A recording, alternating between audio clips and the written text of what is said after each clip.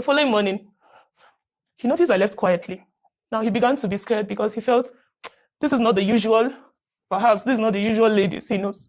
How will I be so quiet about this and leave? That means I'm up to something. Then the following morning, as early as possible, he came to my family house. He came to show them love. Perhaps since I refused to collect his money, he could use my family to shut it down. After all, he has the information that they are quite broke. Yes, sir. My family had no idea what happened. They received him warmly. They felt this was home too. You didn't tell them? I didn't tell them. And he knew you were not going to tell them? He knew I wasn't going to tell them. Why didn't you tell them? I was scared. Because I know they'll feel disappointed in me. And although the struggles was for them, but they'll still feel disappointed in me. And I wouldn't want to rob. You know, in most cases, the family don't even have what it takes to fight. Since the villain is rich. And our justice system in Nigeria, when you have money, you are right. That's the way the system works. Continue. So he came. I was still inside. I hadn't even woken up then. So when I woke up, my parents were appraising him. You have a very nice pastor. This is family. Oh, we are happy for you. You found where your spiritual life can grow. You found where love is there. He gave them something? Yes, he gave them money. How much? How much did he give them? He gave them 50,000. How much? 50,000. 50,000? Yes. Was the gift he gave them for raping their daughter? And they didn't know? He said he just came to give them. He was led. And then he brought some beverages and the rest. And that's it? That's it. And they felt loved. Oh, my God. They never knew. Were you at home when he came? I was at home, but I didn't come out. Because I can't face him.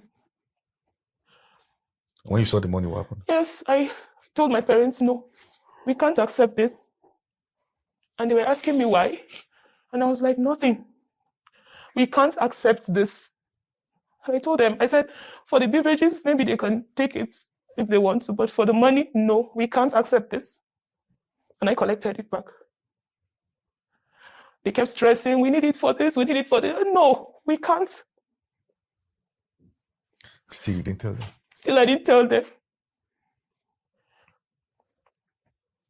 Then I called him and I recorded the call. Why will you come to my house without telling me? Why will you give my parents money? Now, this story, everything seemed to happen fast. Between the time you were a first time until when did all this happen? Within how many months? It wasn't even up to 7 months. It was just roughly 5 months. Meaning that this is a predator. He went straight for the kill. Yes. Do you suspect that there are other ladies in the church that he's doing? Absolutely, yes. I overheard a gist going on, although I didn't show like I was hearing it, but I just came to pass and some group of ladies were talking and we were talking around it. But I just pretended. What he's done to them? Yes. What he's done to them, what he's done to a friend to one. And I just pretended and passed. This is a church of how many people? Approximately, let's say 100, approximately. Plus children? The whole church plus children, yes. Approximately. Okay. And the good thing is that you still have some evidences. Yes, sir. Messages and all that. Yes, sir. You know, people, most times, people are ridiculous. Particularly since the laws around the subject of rape are not strong, even internationally. You hear things like, where's the evidence? A rape is not a rain that leaves a mark on the ground and you see the cloud before it happens. And there are many witnesses to a rape. One who wants to rape wants to do it where no one can see it. Have there been people who falsely accused anyone of rape? Yes, it's happened. And that also makes that subject matter a dicey one to deal with. But in this case, there are evidences, messages, voice recordings, and all that. And this ought not to be so amongst us. Yes, please. Okay, so that happened. And he still was scared because he didn't know what I was going to do. Since you returned their money. Since I returned his money, I didn't call him. I was peaceful about it. There was no threats. He didn't know what I was up to. He felt there was something I was up to that he doesn't have an idea about. So he blocked my lines, took all the person's contacts that he knows they have my number, blocked them so that I won't have anything to do. He took your phone? He took all the persons that he knows have my contacts. So blocked my number from their phone. You told them to block Yes. your number? Then they framed you up? Yes. And everyone was saying me like a bad person. I had no idea what he had told them. But anywhere I go and I come across someone who knows him, the person always sees me like I'm a bad person. I just did something bad, or I'm just evil, or I had no idea what he told them. The only one I had the idea was his wife, because he noticed I was insisting on telling her, and there was a day he used her phone to call me. She was there. And he started saying things like I was the one coming after him and all that. Trying to seduce him? Yes. I tried to explain, he would shut me off. When I tried to say, let me explain, he would shut me. Until today, she stopped communicating with me. And that was how I allowed it go. I was scared. I was battered. It took me a long time to feel normal. I was depressed. I had nowhere who to talk to.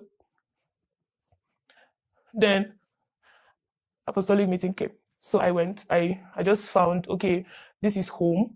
Let me just worship with this church today, since there is a program, special anointing. And I went there.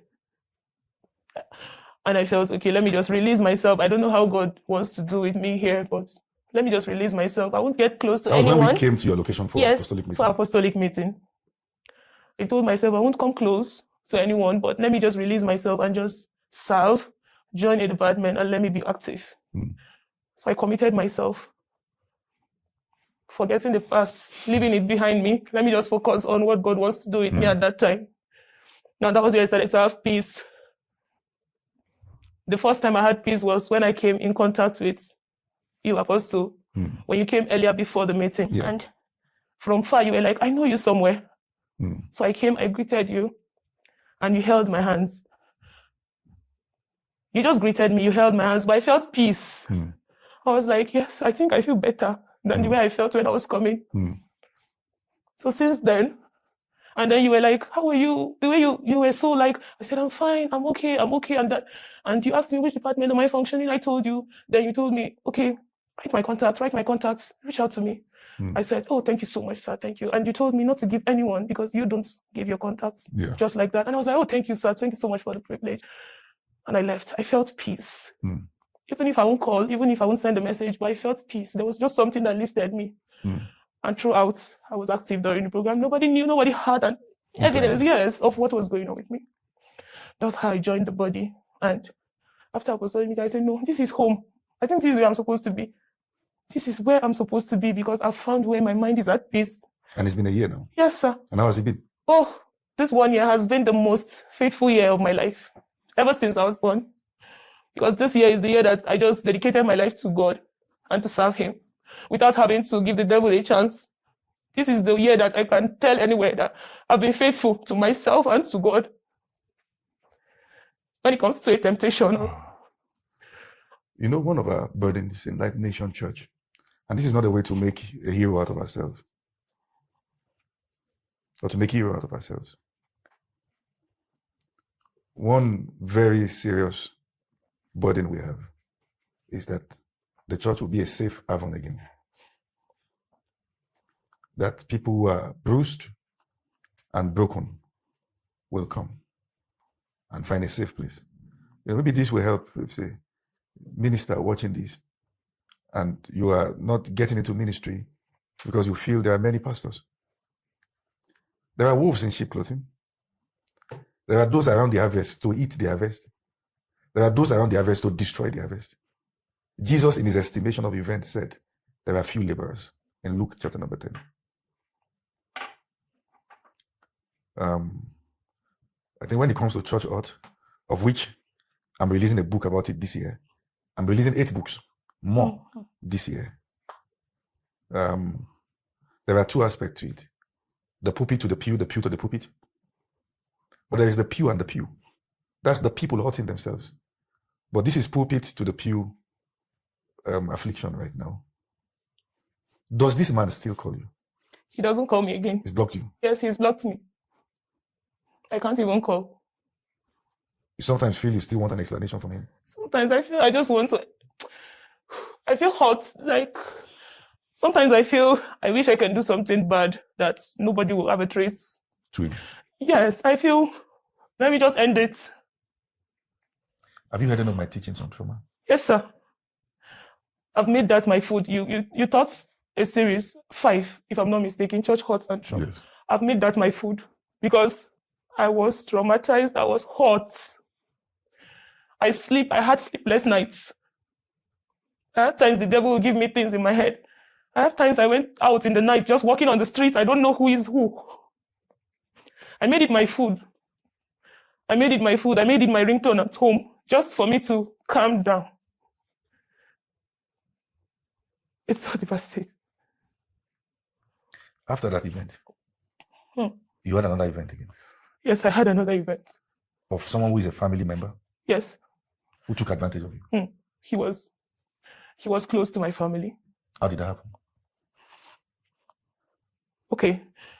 The challenges are still there. Yeah. I felt God was not there. Yeah. So I felt, okay, let me sought help. And this family friend, I took the person more like, since he was a family friend before he became what he is today. Yeah. The politician? Yes, sir. He has a portfolio in this state? Yes, sir. Okay. Yes, sir. And I felt this is someone that, even without having to say, okay, loan me, he could just give it freely because he has it. So I told him the same thing. I told him my challenges, and he was so sympathetic, praising my family. Again, you told him your challenge. Yes. He was like, your family have helped me to be where I am today. I can't thank you people enough. Your parents are very, very good people. He was really saying we were part of his track record to make him what he is today. So, of course, he can't say no to helping me. And I felt he did it with a free mind. And then he offered me help. He said, how much do you need? I said, no, anything you can help me with. I obviously can't solve all my challenges, but no matter how little, it will help me go a long way. And he said, don't worry, mention. And I told him. And he said, it's fine. He's going to give me. Immediately there, he told me, let's go to the POS. And he transferred the money to me. I was so happy. I was glad. But at that time, he didn't mention to me that, okay, I'm giving you this in return to something. I didn't know. A family member wants return? Yes. So I went. After 2 days, he called me. Said I should meet him in a house. I thought it was his family house. Then I went. When I went there, I told him the door is locked. Who will I call, or who is going to open the door for me? He said, don't worry. Then I stood there and someone came, opened the door, told me to wait. Then he came. He's not of the same religion. Yeah. Then he told me that he just wants 110. Even if it's once, he's not asking for more than once. But even if it's once, he just wants to sleep with me. I thought about it. I asked myself, why didn't he tell me before I collected the money? Does this person know, okay, if he had told me, I would have said no? I had no idea. At that time, I had no option, because if I say no, he might end up saying I pay him back. So I said, okay, fine, once. I agreed. And when I agreed, I was crying. I missed what he was doing. I was shedding tears. He knew I was not giving my one mind. He knew. That happened. I thought that was all. I didn't know. It won't end there. He will keep requesting. The second time came. He requested again and promised that would be the last. I said, okay, fine. I met him there. I agreed. I thought that was the last. Then I understood this guy was using that as a leverage to make it a custom. Then the third time he asked me, I told him, no, I'm sorry. has ended. Then he began to threaten me. Do I know what he can do? He has killed so many ladies. Immediately I had killed. I was scared. Okay, so I'm going to die. So many ladies. Maybe I heard that. I was scared. I said, oh my God, what have I gotten myself into? He sent me videos of him doing the diabolic act on me. He sent me the video. Do you still have them? I have the video, sir. He told me this is what he does to any lady that don't agree to what he wants. Does the video reveal his face? It doesn't. Just the voice. But let's get to the part of, because there's something I want to do, but let's get to the part of the fact that the money, that he gave you money? Yes, he gave me money. Then he came back to collect it? He came back to collect it. Why? Because I did not agree to his... More frequent sex? Yes. Demand. And he also told me not to tell anyone. That if you do, what will happen? That if I do, I know what he can do, which is he sent me the video.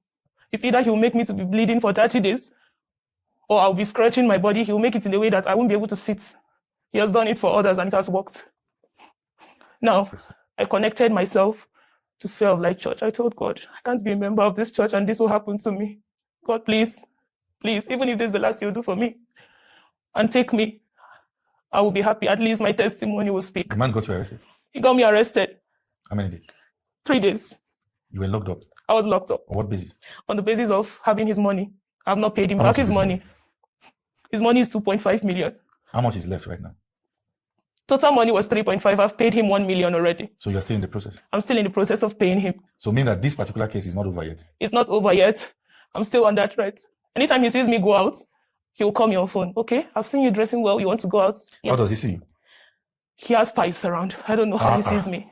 I've never seen him after that incident. And I'll be surprised who is watching me. He'll call me. I just saw you pass. How? You dress good. Where are you going to? Bring plenty money. He was taunting you? Yes. A man that your family helped? Yes. And now he's in power? Yes. And using that power against you? Yes, sir. Now, after he did the diabolic video and sent to me, he now called me and said, why is my spirit so strong and resisting? He has tried all he can. He has traveled kilometers because of me. He knows I owe him 2.5, but he can spend 10 million to get his 2.5. He can spend 10 million? Yes. To get his 2.5 million? Yes. Meaning that the money is not really his challenge? Not at all. He just wants to teach you a lesson? Yes. That how dare you refuse his sexual advances? Yes, sir. That's what he does with power? Yes. And he's a politician? Yes, sir. He said my spirit is fighting what he's doing, that I should go and tell my pastors in church to stop. It's like he felt they were praying or something. I don't know. But he sent me the video and said, I'm supposed to feel something today. Well, I'm okay. You still have the videos? I have. We are going to open a communication. We're going to open a platform where we're going to use a neutral account. There are hundreds of thousands of people connected from all over the world, most of whom will be willing to help. Thank you so much. 2 things will need to be done. For your safety, there is a need for you to leave the environment. We pay him off. Although people might ask, why do you want to pay him? It's because in Nigeria, once you have money, that's it. The system doesn't work for the one who doesn't have. And we don't want her to have more trauma dealing with this. So we will get a neutral account. I don't put out my account for anybody. I don't get involved in financial matters. I've never done that. I just want to help. We have a practice in our church that once every month we bring out someone that we've observed to be struggling, and that the church will assist. And the same way we give our offerings and tithes, we can give to this person and help that person stand on their feet. And I want to thank every member of Light Nation Church. When I spoke with the last brother and I heard what you guys did, I was amazed. And let me say this. I saw what you sent was more than any of the offerings you've ever given in church. That's not an issue for me.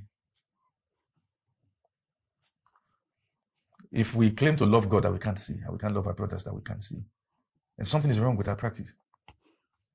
Thank you, specifically Light Nation Church. You guys are the real MVPs, and everyone connected to us. I know we have members who are not on the ground, who are in Australia and America, in Canada, all around, waiting for us to come. We are coming. And we're also going to be opening a channel officially for us to be able to take people's stories from wherever they are across the world. Again, reach out to the contact there on the screen right now so that you can give us a brief intro of your story.